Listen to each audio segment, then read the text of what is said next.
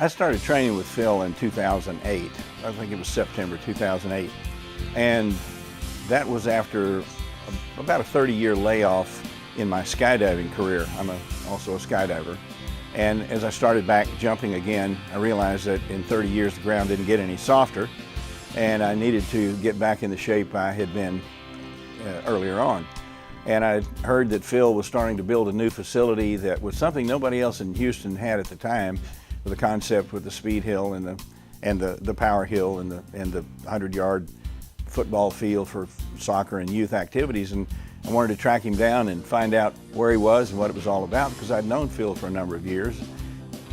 So when I found out where ProFit was and came over to see Phil, I realized that he had put together a program, both with the facility and the personnel, that was geared toward from women from 25 to 40 or older, to young students that were going for their junior high school athletics, weightlifters, bodybuilders. There was something for everyone that I could tap into.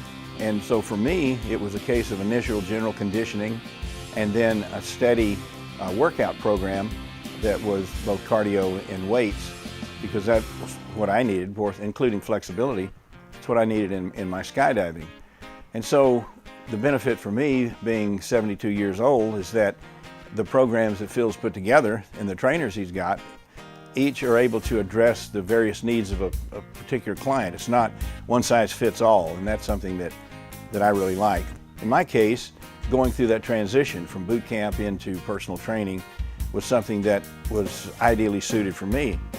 But I also see that many parents bring their teenage kids over for their youth training for football, baseball, soccer, because they're not getting that in the schools, and they've got a guy, a son or daughter, who's maybe going to get a possible D1 scholarship. And so the sports training for the youth is very important. And in a lot of places you go, some of the big gyms, you either know how to use the equipment, or you've got to try to get one of their trainers, and maybe you get one guy this time and you get another guy the next time, and there's really not that interest level. And there's a lot of personal interest in the client's well-being, both from a nutrition standpoint as well as the workout and the training. So it's something I personally appreciate, and I think that as long as I continue to follow the advice that Phil and the other trainers have for each individual person's need, particularly mine, then I'll continue to work out here, and I think it's really a top-notch place to come.